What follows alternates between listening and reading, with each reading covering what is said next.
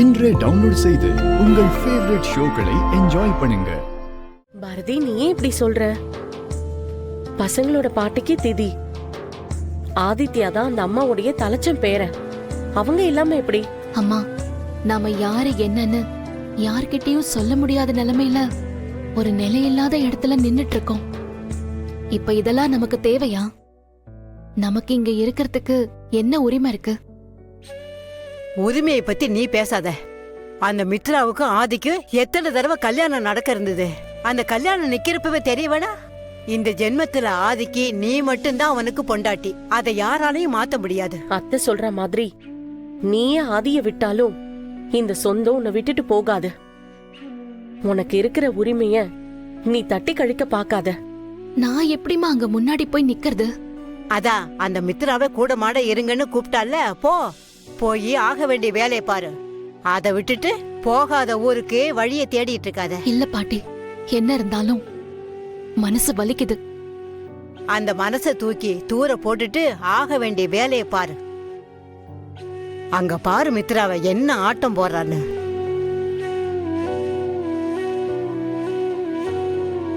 இவ தெரிஞ்சே என்ன கஷ்டப்படுத்தணும் தான் இதெல்லாம் பண்ணிட்டு இருக்காளான்னு தெரியலையே. அம்மா, பாட்டினும் நம்ம மேல கோவமா தான் இருப்பாங்களா? அப்படிலாம் எதுவும் இல்ல தமிழ். அவங்க இப்ப சாமியா இருக்காங்க. நீ பாட்டி கிட்ட நல்லதே நடக்கணும்னு வேண்டிக்கோ. சரிம்மா. இந்த ஆன்மா சாந்தி அடையாம இருக்கு. இது சாதாரணமா நடந்த இயற்கையான மரணம் கிடையாது. இது ஒரு தற்கொலை.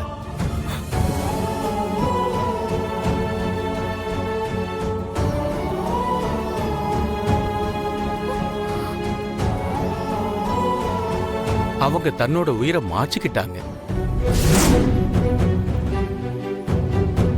என்ன சொல்றீங்க? உண்மையத்தான் சொல்றேன். பூஜையில எத்தனை தடங்கள் வந்துச்சுன்னு நீங்களே பாத்தீங்கல்ல. முதல்ல விளக்கு அணைஞ்சு போச்சு. அதுக்கப்புறம் தேங்காய் அழுகி இருந்தது.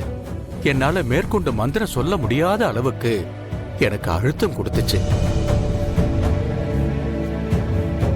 இந்த மாதிரி சாந்தி அடையாத ஆன்மாக்களுக்கு இந்த முறையில திதி கொடுக்க முடியாது.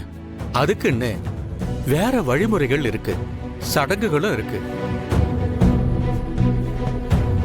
எத்தனை தடவை நீங்க இந்த முறையில இத பண்ணாலும் இந்த ஆன்மா சாந்தி அடையாது.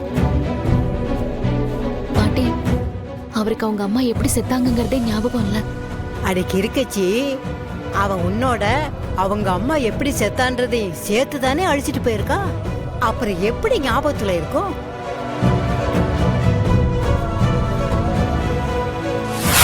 நான் உயிரோட இருந்தோம் எங்க அம்மா தற்கொலை பண்ணிக்கிட்டு சாகுற அளவுக்கு என்ன நடந்துச்சு? அது ஏன் மித்ரா என்கிட்ட மறைச்ச?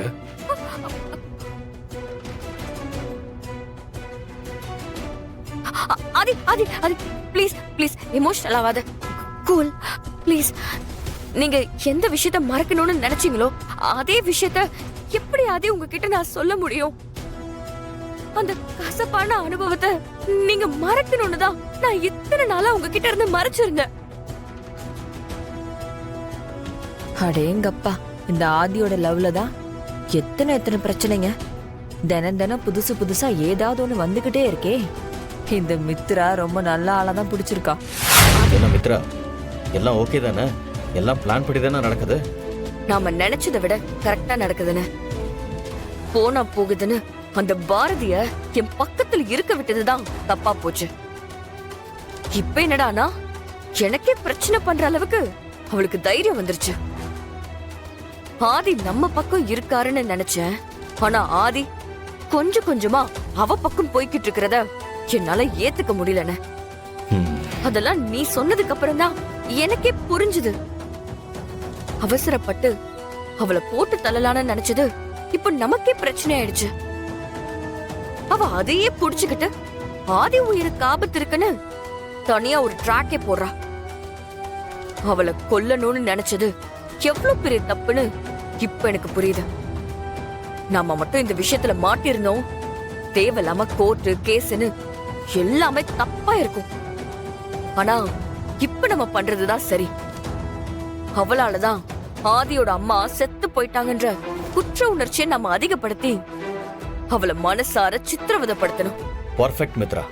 இப்ப நாம எடுத்திருக்கிற ரூட் தான் கரெக்ட். இந்த தடவை நாம நினைச்சதுதான் நடக்கும். எனக்கு இப்பவே 100% நம்பிக்கை வந்துருச்சு. இந்த பூஜைக்கு உங்க அம்மாவோட விருப்ப பொருள் அவங்க உபயோகப்படுத்தினது ஏதாவது இருந்தா கொண்டு வந்து கொடுங்கோ. அந்த மாதிரிலாம் இங்க எதுவும் இல்ல சாமி. சாமி, என்கிட்ட ஆதி அம்மாவோட தாலி இருக்கு, அதை வச்சு பண்ணலாமா?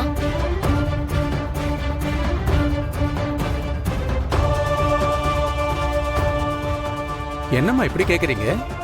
முதல்ல போய் அவங்க தாலி எடுத்துட்டு வாங்க. மித்ரா, ரொம்ப தேங்க்ஸ்.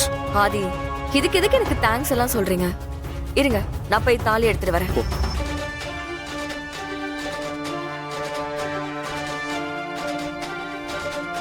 இந்த மித்ராக்கு என்ன பைத்தியம் பிடிச்சிருச்சா? இவகிட்ட இருக்கிறது அந்த அம்மாவோட தாலியே இல்ல, அத அவ கடையில தானே வாங்கினா.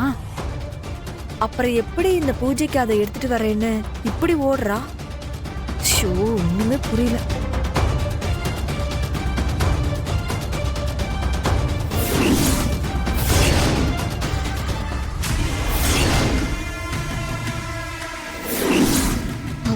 பாட்டி, அம்மாவோட தாலி என்கிட்ட தானே இருக்கு. அப்போ மித்ரா கிட்ட இருக்கிறது? அது எனக்கும் தெரியும் பாரதி. இரு, அவ என்னதான் எடுத்துட்டு வரான்னு பாப்போம்.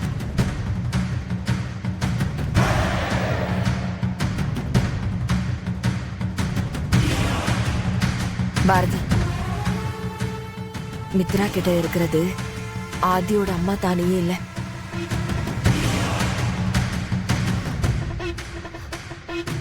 என்ன சொல்றீங்க மேடம்? ஆமா பாரதி, அந்த தாலிய மித்ரா கடையில தான் வாங்கினா. எனக்கு தெரியும். இப்ப எதுக்கு இவ இப்படி பண்ணிட்டு இருக்கானே தெரியல.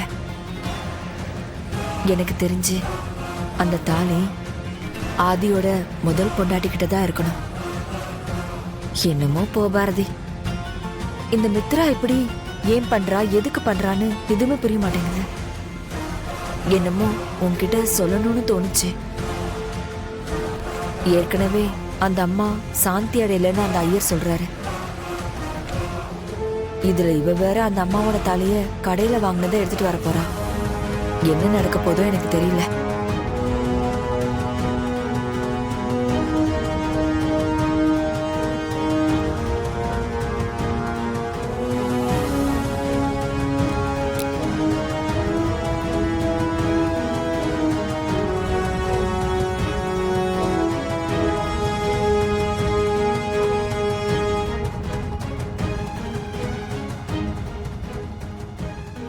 இது அத்தையோட தாலியே இல்லைன்னு தெரிஞ்சும் விதி விஷயத்துல மித்ரா ஏன் இப்படி பண்றா?